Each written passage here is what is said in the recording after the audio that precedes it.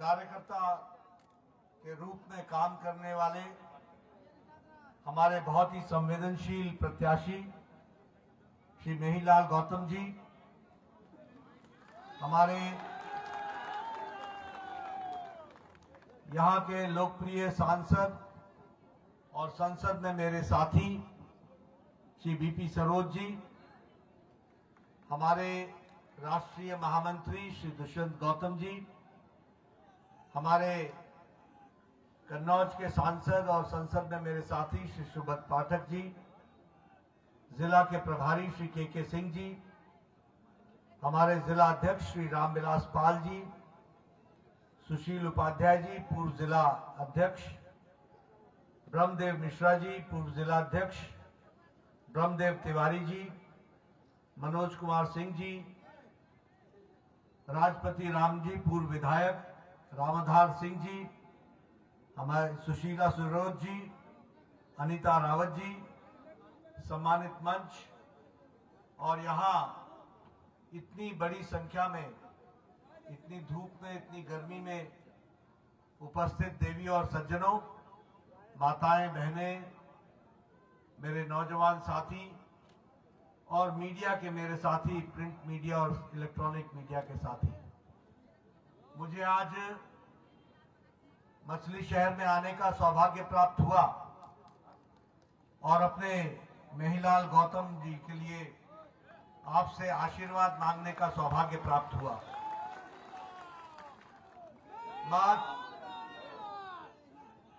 मां चौकिया धाम के में विराजमान शीतला माता को मैं नमन करता हूं और हमारे यहाँ के क्रांतिकारी स्वतंत्रता सेनानी श्री बनारसी राम जी को भी नमन करता हूं। ऐसी क्रांतिकारी भूमि को मैं नमन करके आपका आशीर्वाद लेता हूं। मित्रों, अभी हम सब लोग इस चुनावी सभा में जब यहां पर एकत्र आए हैं तो हम लोगों ने इससे पहले बीपी सरोज जी को भी सुना है और हमारे पूर्व वक्ताओं को भी सुना और मेहिलाल जी को भी आपने सुना। बार बार आपके ध्यान में एक बात आई होगी कि सब लोगों ने, जिन्होंने भी यहां से कुछ बोला, उसमें एक बात पर जोर दिया कि हम ये कर रहे हैं, ये हमने किया है और ये हम करेंगे और इसके लिए मुझे आपका आशीर्वाद चाहिए, आपका सहयोग चाहिए। ये भाषा कि मैंने ये किया है, ये रिपोर्ट कार्ड लेकर के जाने की ताकत किसी और राजनीतिक दल के कार्यकर्ता में नहीं है। ये ताकत है तो भारतीय जनता पार्टी के कार्यकर्ता और नेता है। ये रिपोर्ट कार्ड लेकर के जनता के बीच में जाना, मैंने जो कहा था वो किया और मैं जो कह रहा हूं उसको करूंगा। यानी जो कहा था वो किया है, जो कहेंगे सो करेंगे, ये ताकत है तो भारतीय जनता पार्टी।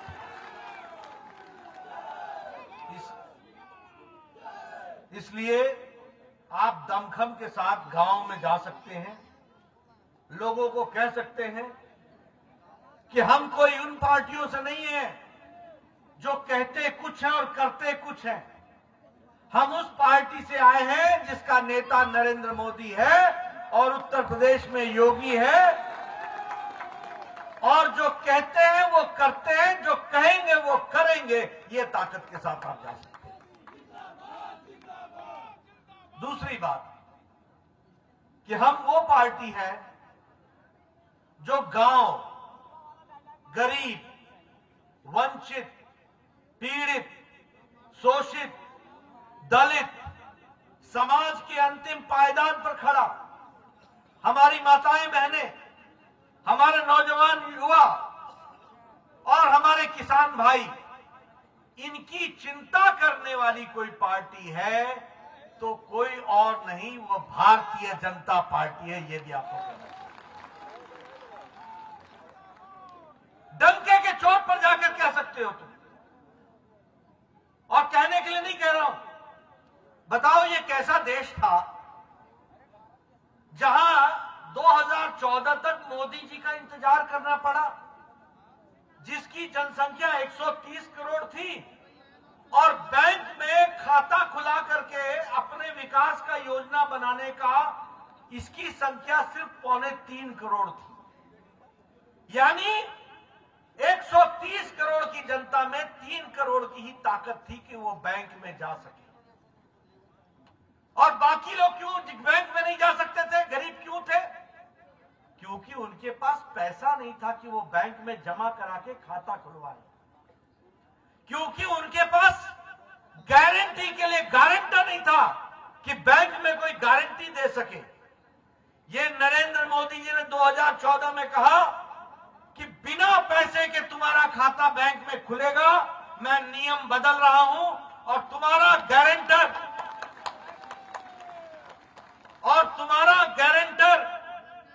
नरेंद्र मोदी होगा, नरेंद्र मोदी जी होंगे, भारत सरकार होगी, ये उन्होंने कहा। इसका फर्क क्या पड़ा? इसका फर्क क्या पड़ा कि आज 40 करोड़ लोगों के बैंक में खाते हो गए। 40 करोड़। अब प्रधानमंत्री आवास योजना का पैसा बीच में बिचौलिया नहीं खाता, सीधे पैसा मोदी जी का दिल्ली से चल के उसके खाते में चला जाता है। ये हमको समझना चाहिए। कोई दलाल नहीं, कोई बिचौलिया नहीं। एक समय में राजीव गांधी कहते थे कि 1 रुपया भेजते हैं तो 15 पैसा जाता है, 85 पैसा बीच में खा जाते हैं। आज मोदी जी का टनाटन 100% का 100% गरीब के खाते में जाता है। ये हमको समझना चाहिए। और इसीलिए प्रधानमंत्री अगर आवास योजना शुरू की गई और प्रधानमंत्री आवास योजना में सारे देश में 2 करोड़ 36 लाख मकान बने। अब ये महिलाओं का सशक्तिकरण सुन लो कैसे हुआ। 2 करोड़ 36 लाख मकान बने और मछली शहर में 88,000 मकान बने 3 साल के अंदर। 88,000। जहां से मेहीलाल जी को आप चुनाव जिताने वाले हो, वहां से 88,000 मकान बने। और कैसे मकान बने? रसोई घर अलग, उसमें गैस का चूल्हा अलग, गैस का सिलेंडर अलग, रसोई शौचालय अलग, इज्जत घर अलग, रहने के लिए कमरा अलग, बाहर में अहाता अलग। और घर का मालिक नहीं होगा, मालकिन होगी। महिला सशक्तिकरण किया तो मोदी जी ने किया। मित्रों, आप बताइए, ये किसान की बात करते हैं। कोई किसान का नेता कहलाने के लिए सब किसान के नेता कहलाए। किसान की चिंता की तो नरेंद्र मोदी जी ने किसान की चिंता की और प्रधानमंत्री किसान सम्मान निधि और 180 लाख यानी 1.25 लाख करोड़ रुपए खर्च करके, बोलिए 2-2 हजार रुपए हर 3 महीने पर पहुंचाया कि नहीं पहुंचाया? किसान के खाते में पहुंचाया कि नहीं पहुंचाया? और इसके साथ साथ उनको 10 किस्तों में 1.25 लाख करोड़ रुपए पहुंचाने का काम किया तो मोदी जी ने किया है। ये हमको कभी सोचा था कि किसान को पेंशन लगेगी? कभी सोचा था कि किसान को सॉइल हेल्थ कार्ड मिलेगा? यहां आदमी का हेल्थ कार्ड मिलता ही नहीं था और मिट्टी का सॉइल हेल्थ कार्ड। ये 22 करोड़ किसानों के हाथ में सॉइल हेल्थ कार्ड, मिट्टी का हेल्थ कार्ड देने का काम किया तो मोदी जी ने किया, ताकि आप क्या उपज कर सको इसको आप चिंता कीजिए।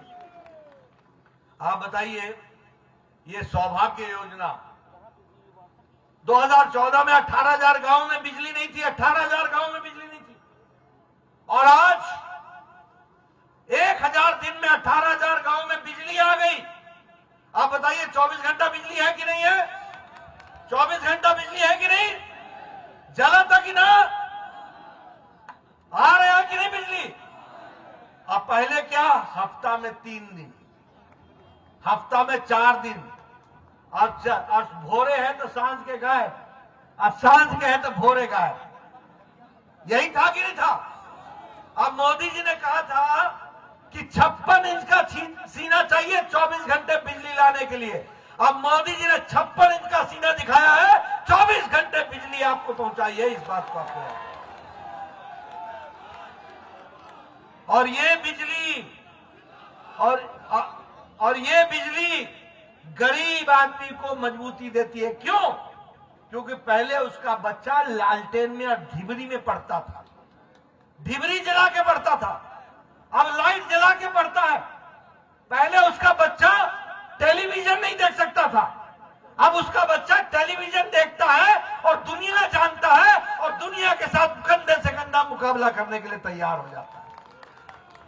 और आपके मछली शहर में, उत्तर प्रदेश में, सारे देश में 2,86,00,000 घरों में बिजली पहुंची है और उसमें से 86 लाख बिजली का कनेक्शन घर में उत्तर प्रदेश में दिया गया है और मछली शहर में 2,86,000 बिजली का कनेक्शन घर को दिया गया है। मतलब 2,68,000 घर आपके बगैर बिजली के थे, उनको बिजली देने का काम किया है। आप बताइए, गैस का चूल्हा मिला कि नहीं है उज्ज्वला में? बहनों को मिला कि नहीं मिला? चूल्हा मिला कि नहीं? सिलेंडर मिला कि नहीं? और अभी आप मेहीलाल जी को चुनाव जिता के भेजेंगे तो दिवाली और होली में 2 सिलेंडर मुफ्त का मिलेगा, 2 सिलेंडर मुफ्त का मिलेगा। और उसमें भी मछली शहर में 3,51,000 गैस के चूल्हे दिए गए हैं मछली शहर में, और देश में 10 करोड़ बहनों को दिया गया है। ये बात हमको ध्यान रखनी चाहिए। पहले शौचालय नहीं था। हमारी माताएं बहनें बोलो, गांव खेत में जाती थी कि नहीं जाती थी? जाती थी कि नहीं जाती थी? आजकल उत्तर प्रदेश में मोदी जी के आशीर्वाद से और योगी जी के कारण एक भी गांव ऐसा नहीं रह गया जहां बहनें खुले में जाती हैं। उनको इज्जत घर दिया है, उनकी इज्जत की रक्षा की है। इस बात को हमको याद रखना है। आप बताइए, जब 100 साल पहले महामारी आई थी, 100 साल पहले, तो लोग बीमारी से ज्यादा भूखमरी से मर गए थे, बीमारी से ज्यादा। आप बताइए, मोदी जी ने आपको अनाज पहुंचाया कि नहीं पहुंचाया?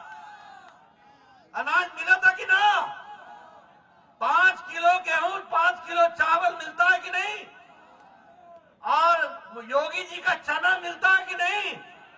और नमक मिलता है कि नहीं? तेल मिलता है कि नहीं? तो मोदी जी का भी आपको अनाज मिल रहा है और योगी जी का भी। डबल इंजन है, डबल इंजन।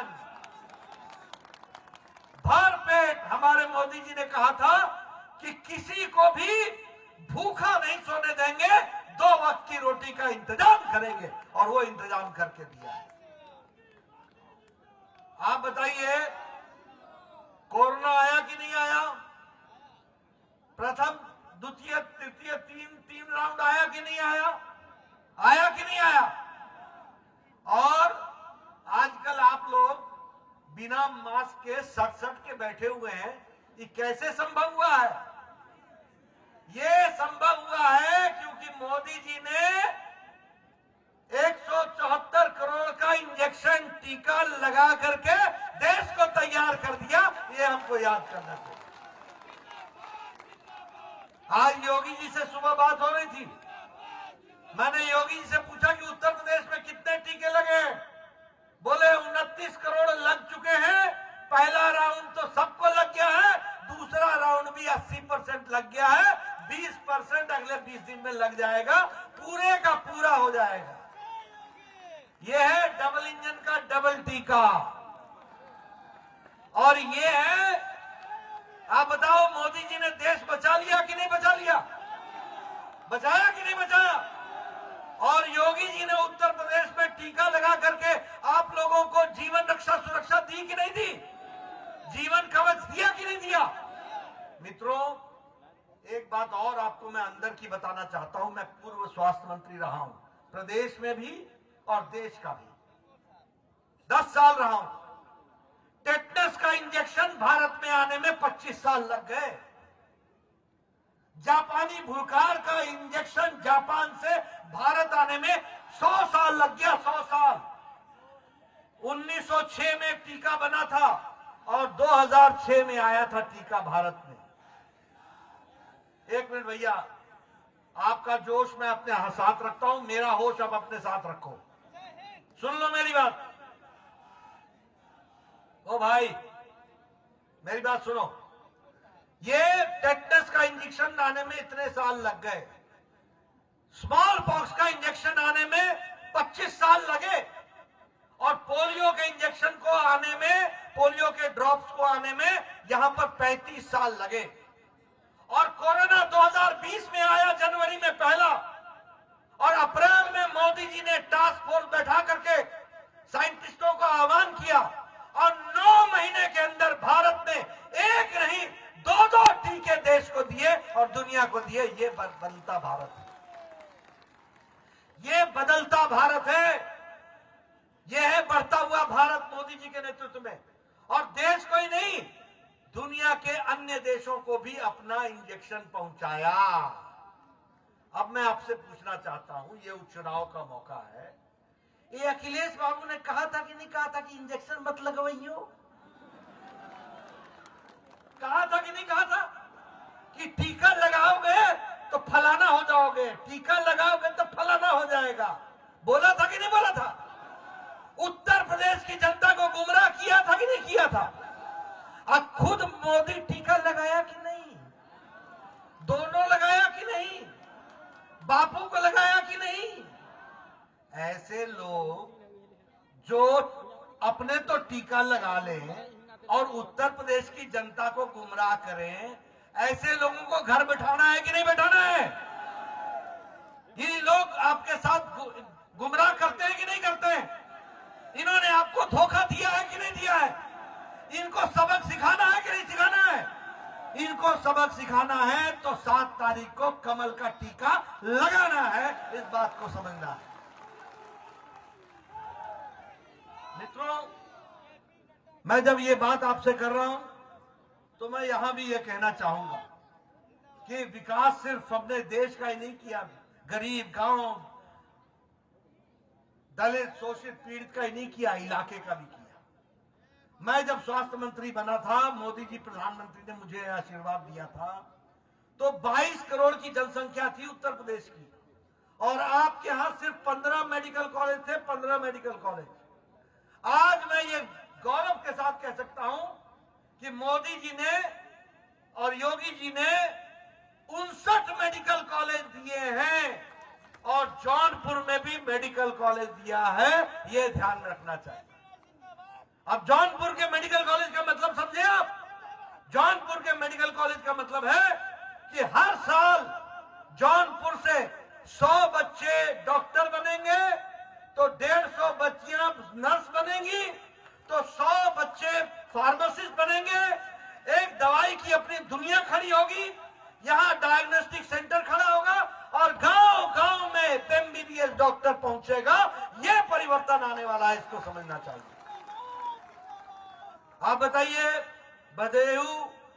भदोई, मडियाहू और जौनपुर की सड़क बनी है कि नहीं बनी है? उसका चौड़ाकरण हो रहा है कि नहीं हो रहा है? और मछली शहर, जंगई और भदोई, इसकी सड़क के लिए 1123 करोड़ रुपए दिए गए हैं। 1123 करोड़। कभी सोचा था? अब ये शिलान्यास करके गए गडकरी जी, आज नितिन गडकरी जी शिलान्यास करके गए थे। कभी देखा था भारत का कोई केंद्रीय मंत्री आके शिलान्यास करते हुए मछली शहर और जौनपुर में? देखा था कभी? तो इसका तरीका यही है धन्यवाद देने का कि 7 तारीख को मेहीलाल जी को कमल के निशान पर वोट डालो, इसकी चिंता करो। बोलो गोमती नदी पर ब्रिज बना कि नहीं बना? 30 करोड़ की लागत से। इसलिए विकास की एक नई कहानी रची जा रही। अब बताओ, गोरखपुर एक्सप्रेसवे बन रहा है कि नहीं बन रहा है? गंगा एक्सप्रेसवे बन रहा है कि नहीं बन रहा है? बुंदेलखंड एक्सप्रेसवे बन रहा है कि नहीं बन रहा है? और हमारा पूर्वांचल एक्सप्रेसवे बन रहा है कि नहीं बन रहा है? ये 4 लेन 6 लेन बन रहा है कि नहीं बन रहा है? और हमारा नौजवान धड़ाधड़ मोटरसाइकिल पे बैठ के 80, 90, 100 खींचता है कि नहीं खींचता है? अब पहले क्या था मालूम ही नहीं था कि गड्ढा में सड़क है कि सड़क में गड्ढा है। फर्क है कि नहीं है? फर्क साफ है कि नहीं है? सोच ईमानदार है कि नहीं है? नेता दमदार है कि नहीं है? असरदार है कि नहीं है? कार्यकर्ता है कि नहीं है? तो इसको मजबूती देना आपका काम है, इसकी आपको चिंता करनी है।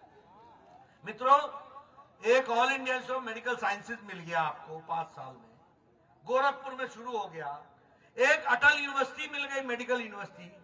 28 इंजीनियरिंग कॉलेज मिल गए, 78 डिग्री कॉलेज मिल गए। आपको फर्क दिख रहा है कि नहीं दिख रहा है? अब बताओ, कुशीनगर का एयरपोर्ट बन गया कि नहीं बन गया?